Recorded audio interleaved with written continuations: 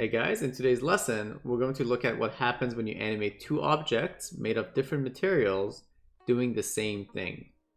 We'll stick to our good old bouncing ball one more time just because it's the perfect way to demonstrate this exercise. But don't worry, we'll spice things up a little bit so you don't get bored. Not only is this the first time you get to animate two rigs at the same time, but they're each going to be interacting with an obstacle as well. The reason why it's important to talk about different materials is because beginners tend to fall into a pattern when they animate. For example, some might create a beautiful bouncing ball animation that they're super proud of, but then refer to that knowledge every time they animate something similar. But a ball bounce can look very different based on the object you're working with. You should always ask yourself a few questions like, how big or heavy is my object? Is it made of hard or soft material? How would it interact with other objects? Something that we will always encourage you to do is look up references for your animation. We've already done a softer rubbery ball, and today we're going to do a tennis ball. So let's look at an example we found on YouTube. As you can see, it's very similar to what we've been doing. The ball bounces several times in a nice arc and then rolls to a stop. I even found this super interesting in slow motion, and this video shows just how much the tennis ball squashes and stretches. With the bowling ball, things look a lot different. The ball bounces pretty high once, and then it has a small bounce, and that's it. It just rolls a little bit. If there's no fabric or cushion to fall on, I feel like there would be another tiny bounce before the bowling ball rolls to a stop. But since there's a fabric, we don't get that. And of course, it's made of a much harder material, so there wouldn't be any squash or stretch. So now that we are armed with this knowledge, we are ready to start the exercise. I'm going to animate the tennis ball first, but I'll try and get through it faster with less talking, since it's pretty much the same as what we've done before. The only difference is our little shelf, which the ball needs to bounce off of before hitting the ground. Make sure you don't have anything else selected or the bowling ball selected here. We just want to select the tennis ball for now, so we don't actually set keys or anything else. So change the tennis ball to pose mode, and then I'm going to press A to select everything and then I to set a key on frame 1. And we're going to leave frame 1 as is with the ball off camera. Now let's go to, let's say, around frame 8, and we want the ball to be hitting the little platform right there. So I'm gonna bring it down and have it nicely touching the edge of the platform. So let's make sure it's just hitting it nicely there. Okay, and let's see how that's looking. Right, so we also want the ball to be coming in at a nice arc, and just thinking about spacing, we want the spacing to be speeding up here, and it'll be a little bit higher here to create that nice spacing at the very top like we've talked about before. I'm gonna bring it a little bit more to the right. Okay, that should do for now. Now next up, the ball bounces up from the platform because it just hit the platform. So let's go to around frame 15, and I'm just using G in the camera view to bring the ball up a little bit, up and to the right of the screen. And then let's say around frame 26 or 25, the ball actually hits the floor. And again, we're bringing it all the way down, and then we're going to drag it to the right and make sure that the ball isn't clipping. There we go, the ball is clipping a little bit. Let's fix that. There we go. And right away, the first thing we can do here in our Y location is we can grab the points where the ball hits the floor. And like before, press V and change these into vector. There we go, to get that nice bounce. And let's press play. That already looks much better. Also, I'm noticing up here that this key should probably be a little bit higher to kind of create that spacing that we create with ball bounces. I'm going to drag this one out too. So the top is kind of like slowing down a little bit and then speeding up on its way down. Next up, for the X location, a lot of stuff's happening here. This is our side to side, and I don't see why the ball should be slowing down here. So I'm gonna go ahead and delete this because the ball is just falling down. It shouldn't really be changing left to right speed. And here as well, I think what I'm gonna do is change this to linear, and because there's no reason for the speed to be changing. So let's go to linear and delete this key as well. So it's just one steady speed from left to right, because again, no reason for the ball to be changing directional speed here. It's just going left to right. So that looks pretty good for the linear. All right, now let's take a look at our Z location and see how that's looking. So, okay, so the Z locations are back and forth, as in like towards the camera or away from the camera. We don't want any of that. So I'm gonna go ahead and delete this because we don't want any animation with the ball coming forward or backwards. So delete all those keys, and I'm gonna lock location Z just so we don't accidentally set keys on it again, because the ball is basically just going left to right here. Okay, so it's looking pretty good so far.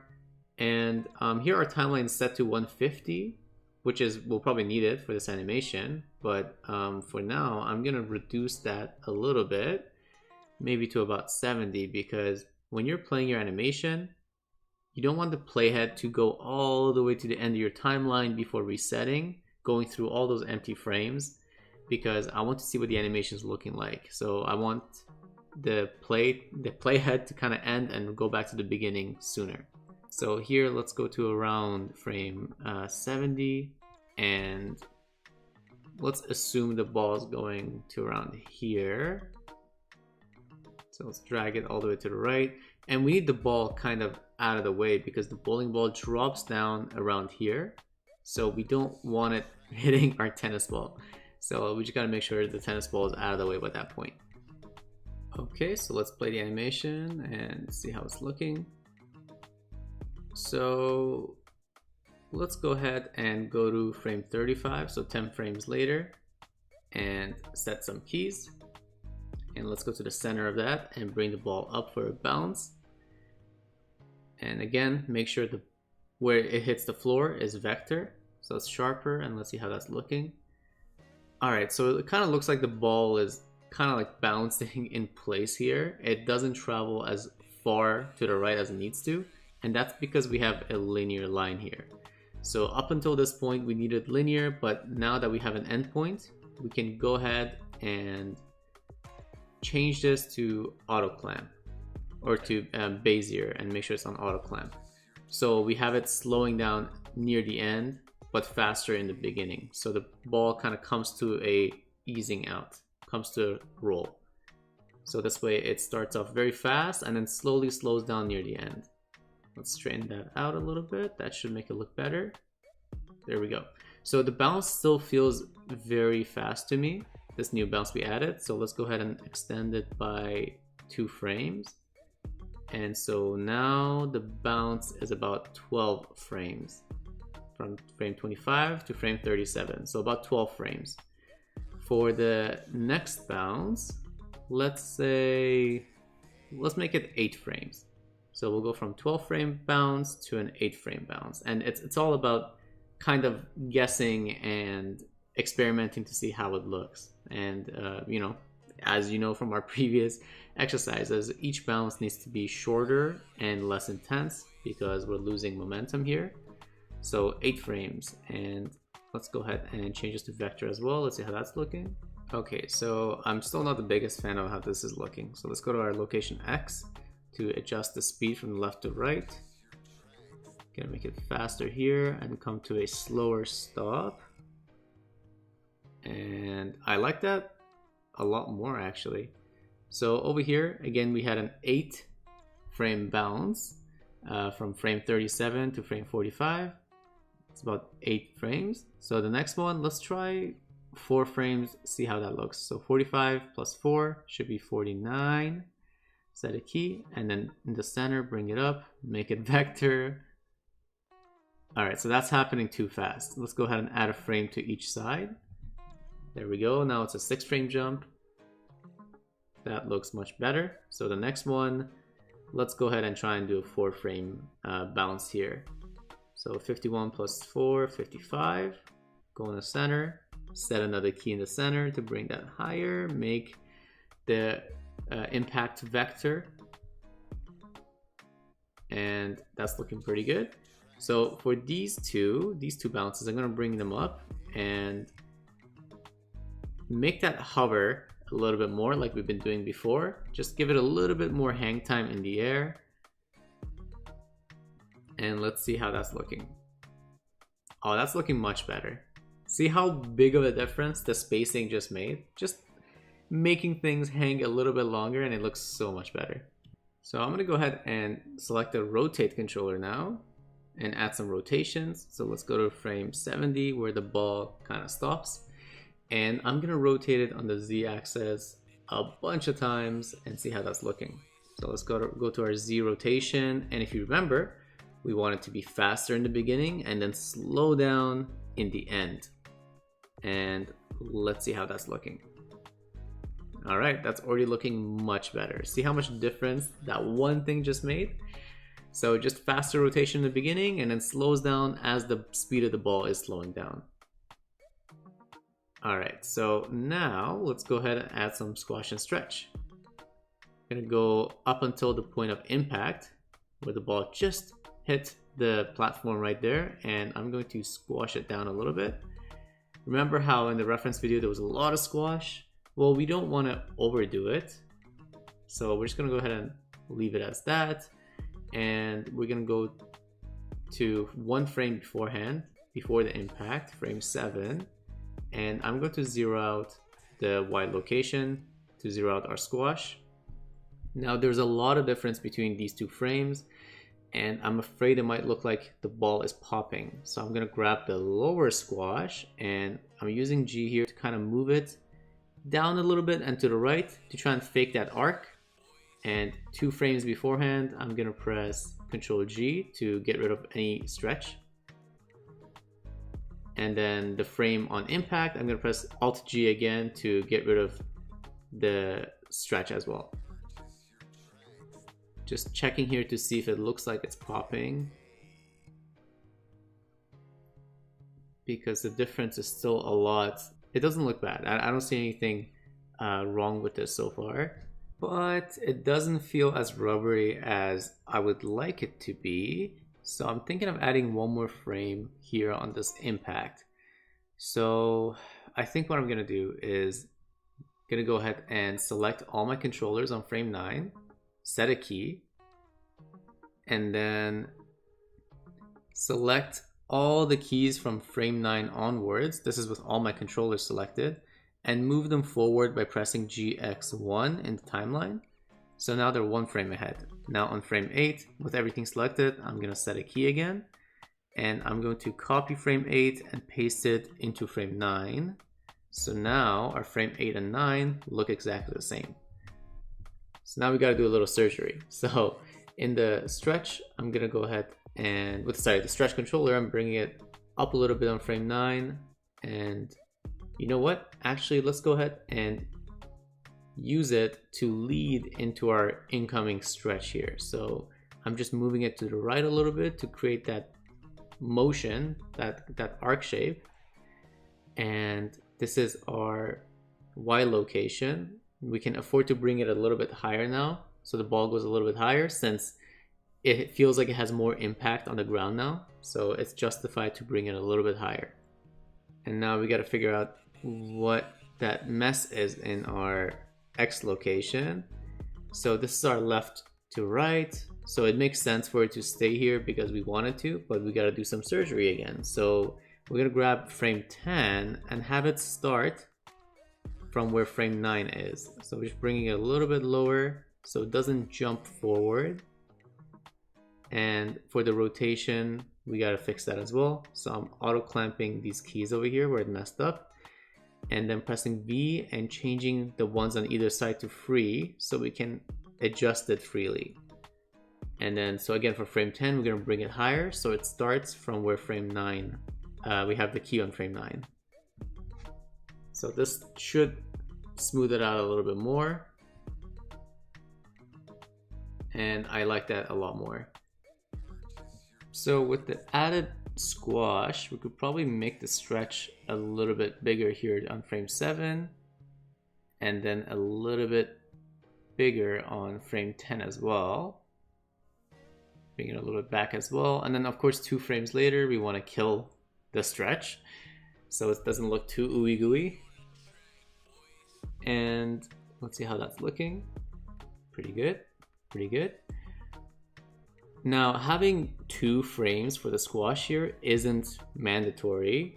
I just thought for this scenario this worked better, and it also allowed me to have a bigger stretch afterwards as well. So I just thought it worked better in this situation, but again, it's not a mandatory thing to do. Now I'm actually going to make the first impact frame less squashed, and then make the second impact frame more squashed. And let's see how that looks. Let's press play, and yeah, I like that more actually. It looks pretty good. So now that we figured out this part, all we have left is really to add the squash and stretch for the remaining of the animation to the ball, and of course the rotation as well. So here on this impact, I'm gonna squash the ball down, previous frame and the next frame I'm gonna zero it out, and the same for the next impact. And I'm just gonna speed through this because we've done this a couple of times now and you guys should know how to do it. So just squashing down on the impact, and then making sure that each squash is less and less as you go over time. Now let's go ahead and I don't think it needs squash for the rest of the animation, the rest of the bounces. So now let's go ahead and add some stretch as well. So let's grab the stretch controller and stretch it towards where it was bouncing off of, and again zeroing it out afterwards, giving it about 2 frames for the stretch, and then less and less as we go, so that it turns into only 1 frame before it zeroes out. And it's looking pretty good. Now I think these 2 bounces should be a little bit higher. These last 3, and then let's just bring those a little bit higher. And now that we brought those higher, I feel like the ball should be traveling a little bit more forward, and it should take longer to kind of settle, I mean. So let's go ahead and make our timeline bigger and go to our X location. Let's move that up a little bit, but then also forward to about frame 73, let's say. Same with the rotation. Let's go ahead and bring that to frame 73 and bring it down just a little bit so it rotates a little bit more.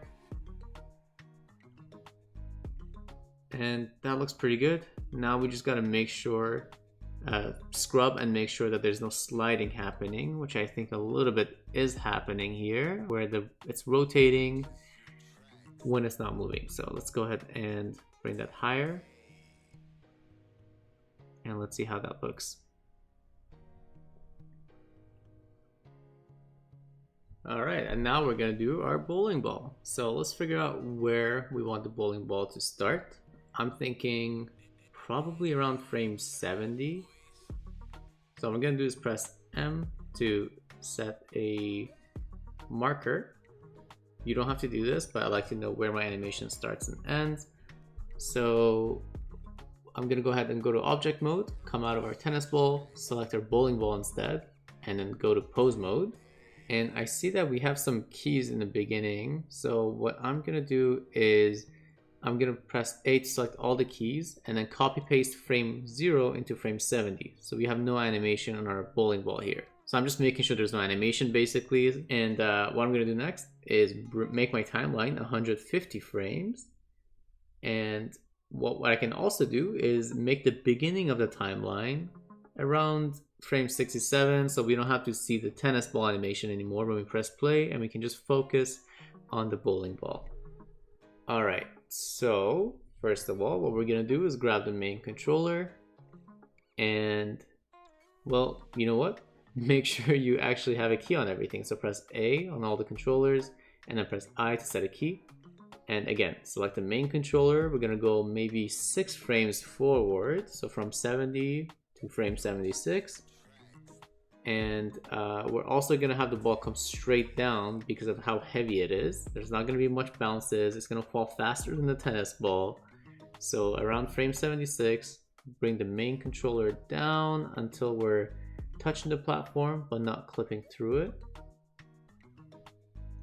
There we go. That looks good. And for our Y location, again, make sure it's on vector. It's a very quick fall. And it's coming straight down. Now, let's go ahead and add a little bit of a bounce here.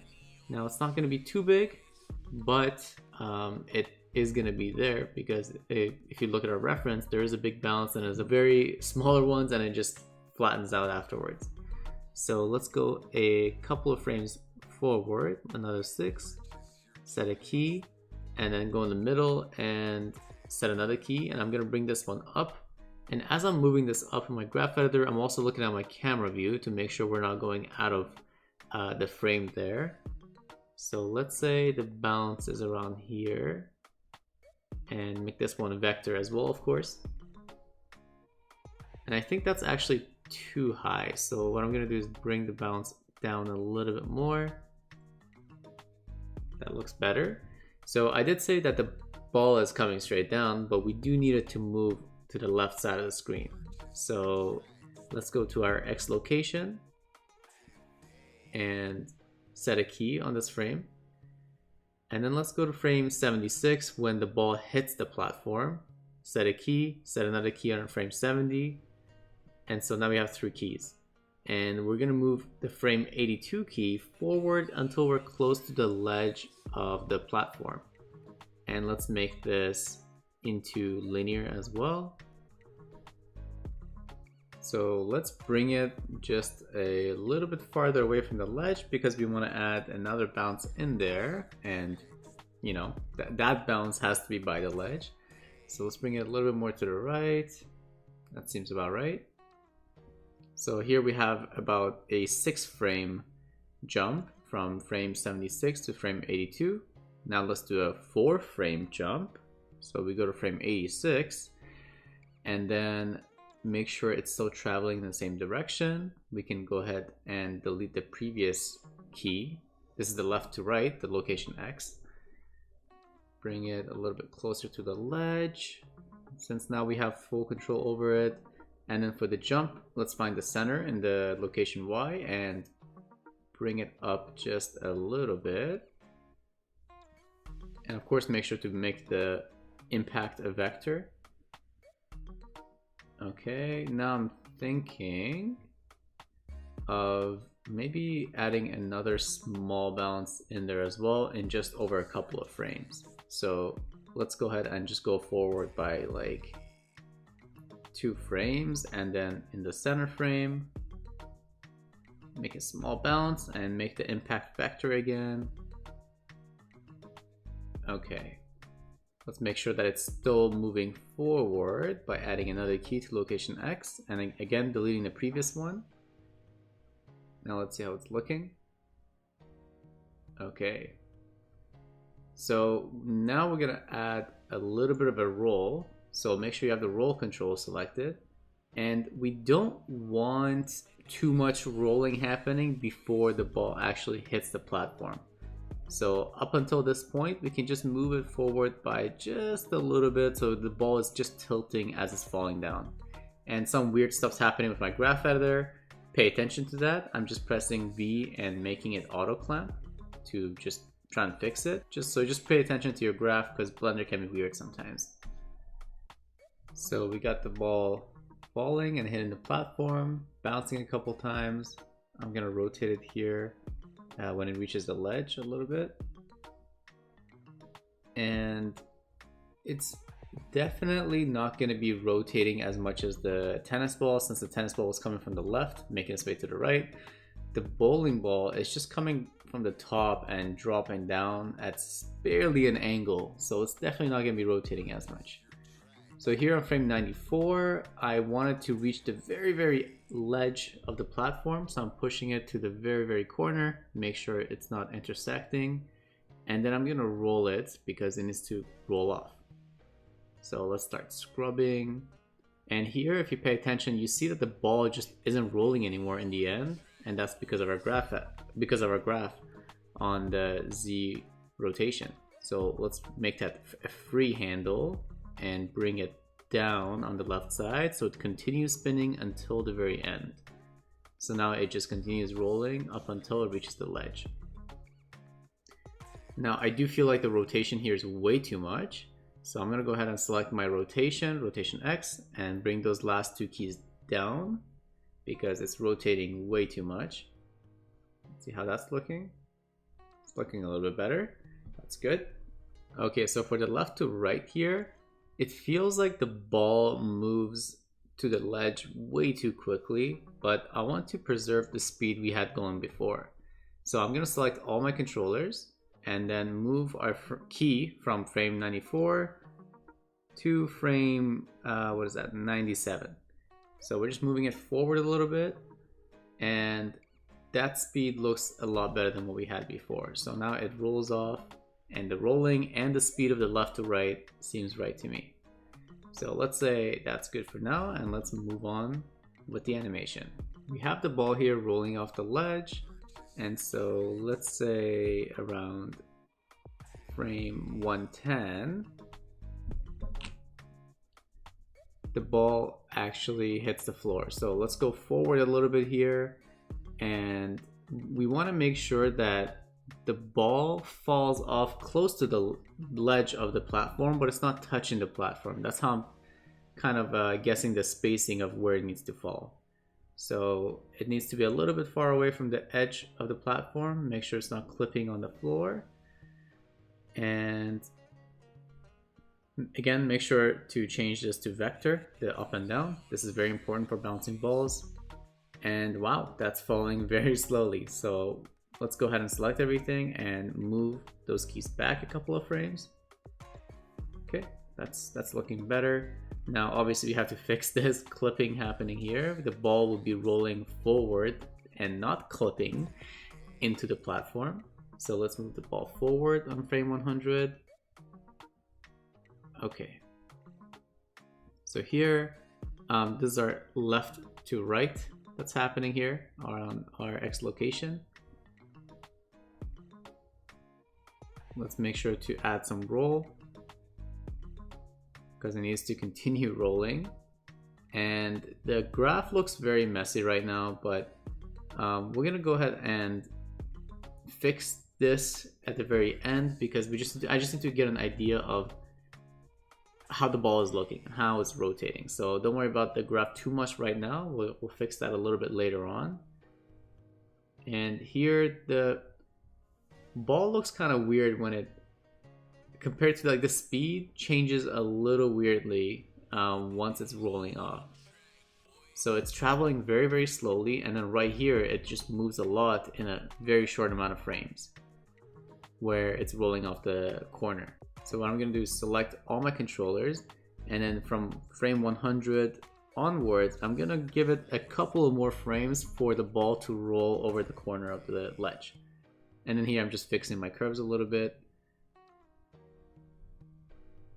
That looks much better. So going back and forth and adjusting the timing as we go, the part where the ball kind of falls towards the ground feels a little floaty still. So I'm gonna select, let's see, you know what? Let's select all of our controllers, and I'm gonna move it from frame 110, where we hit the ground, to frame 108. Let's see how that looks, where the ball hits the ground faster. Okay, that looks a lot more like a bowling ball. Just drops straight down. And we do here want to continue the rotation because the ball is kind of rotating and it shouldn't just stop out of nowhere. So let's set a key on the Z rotation, bring that up, adjust the graph, and that looks better. Now here, for our left to right, on frame 108 is when we hit the ground. And let's say that around frame 145, let's say, the bowling ball travels to around here. Now, of course, the bowling ball isn't going to travel as much as the tennis ball because the tennis ball was coming at an angle and it's made of different materials. It was moving at a different speed. It was rotating a lot more. And so the bowling ball is just kind of coming straight down and is barely rolling. So it's obviously not going to travel as far as the tennis ball here.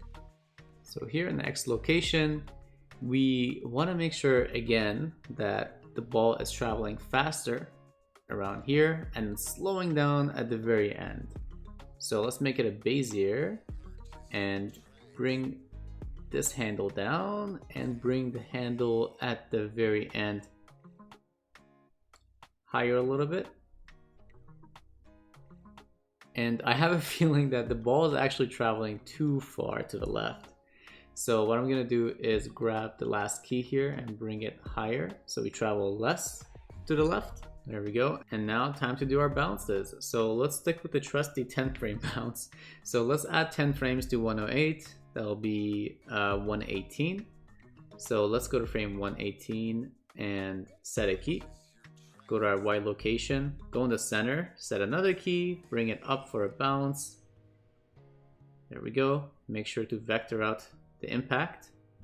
All right, let's add another bounce. Let's make this one 6 frames. So let's go 6 frames forward to frame 124. Find the center, add another bounce, vector out the base as we keep doing. And then let's add one more very tiny bounce as well. So this time let's go only 4 frames forward. And again, vector out the contact. And that looks pretty okay. I don't mind this at all. Let's add some rotation now. Let's continue the rotation and see how our graph is looking. So I don't want so many different rotation changes here, like to the speed. So I'm gonna try and even these out a little bit. And that actually doesn't look terrible. That doesn't look bad at all. But what I'm noticing is the bounces. I actually want to change the rhythm a little bit here. So it's not just the same like bop, bop, bop. I'm gonna take the first bounce, make it higher, and make the second bounce lower. So just like our reference, the first bounce is a lot higher, but then the second and third bounce are a lot lower. And I like the rhythm of that a lot more than before. And of course, the ball looks like it's moving too much for the amount that it's rotating.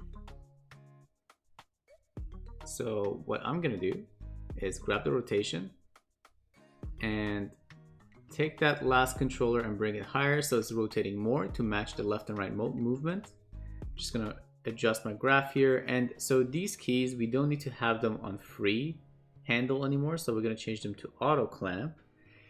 And we can actually go ahead and delete this one right here just to smooth out that curve a lot more. So in the beginning, when we were trying to figure out the rotation and the timing of everything, we needed to add all those keys and have them on freehold and adjust them. But now we can see the overarching curve of the entire animation, and so we can adjust it to be much cleaner than it was before. And now that as I'm watching this animation, I actually like the bounces at the very end down here a lot more than the bounces up here. The bounces up there seem to happen a little too fast. So I'm gonna select all my controllers in my viewport and try and give myself some room here. So with all the controllers selected, let's see where we can add some more space for our jumps to happen. So let's say on this very first bounce, we could use the extra space. Again, with all of our controllers selected, I'm gonna select all the keys from the center of the jump onwards and press GX1, because we don't wanna move just one key because that's gonna mess up the spacing and timing of everything. So select all the keys from the center of the jump and then press GX1 to move them by 1 frame. And now our jump is uneven, as you can see. So we need to grab the frame after the jump, after our high point, and move that by 1 frame as well. So we have an equal jump. So GX1 for the rest, and now we added 2 frames to that first bounce, and I think that looks much better. I'm gonna bring the jump a little bit higher now since we can afford it, since we have more time for that jump. So with the jump higher, yeah, I think that looks pretty good. So here I'm noticing that our left to right motion is very slow in the beginning and kind of just picks up halfway through. So I'm gonna grab the X location and bring it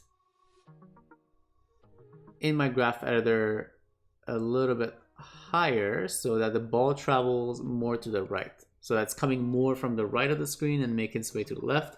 And that's actually made our graph look a little bit cleaner and flow a little bit better too. Okay, and I think I'm gonna bring these two down so that the ball has traveled left to right a lot more at this point. And again, this also helps make the graph flow better. I'm gonna delete that key so that it's a little bit more cleaner. And let's clean that up a little bit too. We just gotta make sure there's no intersections happening. And here we need the ball to be rolling off the shelf. And it kind of doesn't look like it's rolling off the shelf here. So I'm gonna go ahead and select the rotation and grab all these keys from this point onwards and push it forward. So we preserve the previous rotation, but then here, where the ball is rolling off the shelf, there's a lot more rotation happening. And it kind of does look like the ball is rolling off the shelf now. Now let's scrub through and see how it's looking. Make sure there's no intersection happening with the ledge or with the platform. I'm gonna select the main controller and move it just slightly away from the ledge. And I think I'm gonna bring this down too, just to clean up the graph a little bit. And we actually don't need this on free anymore. So I'm gonna go ahead and make it auto clamp, just to clean up the graph a little bit. And lastly, almost lastly, we have some rotation issues, I think. We just got to figure out where the rotation looks good, because at some point it starts sliding away from our movement. It looks like that at the very end the rotation is way off. So what I'm going to do is see where it's looking right. I'm just going to set a key here and then move these keys afterwards. I'm going to bring them higher so it's rotating more in the end. And so it looks good around there, but then at the very end, it's just kind of moving without rotating. So I'm going to bring the rotation at the end higher. Maybe we can bring the handles down on this key so that it continues rolling for a little bit longer. And here we're just scrubbing and looking at the camera view. I'm just adjusting this to see when it starts looking good. And turns out we had to bring it way higher than I originally had it, and that looks much better. It continues rolling all the way throughout up until the end. And the good thing is we don't have to add squash and stretch here because, well, it's a bowling ball. It's a hard material and it's not like our tennis ball, so there's no squash and stretch needed. All right, I'm gonna zoom out a little bit of our camera view. It's just good to have perspective over the whole frame. Let's change our timeline to start from frame 1 again so we can see the entire animation. And again, I'm zooming out on my camera view so we can see the whole scene. If you're just zoomed in all the time, you might not have the whole picture. So let's press play and let's see how it's looking. All right, so you can definitely tell that these two balls are made of completely different materials. One is tennis ball looking and the other one feels like a bowling ball. Just again, the tennis ball kind of bounces a lot and is a lot more squishy. It squashes and stretches. It's traveling a lot faster, while the bowling ball just kind of hits the ground, bounces once kind of big, and then the other times just very small and just rolls. Okay, so for the sake of the exercise, let's call it done here. I think the points we were trying to cover with this exercise have been covered. This exercise is a little bit complicated, so if you're in the mentorship and you want to submit this for review, you did the exercise and you want to submit it for review, this will be a good one to send it in on, because we're dealing with some complex stuff. We have for the first time, you have two different rigs that you're animating at the same time. You're dealing with different materials. You're dealing with obstacles now and props. So if you need help with this one in the mentorship, then this is one to hand in. And with that, happy animating. I hope you guys learned something in this video, and I'll see you in the next one.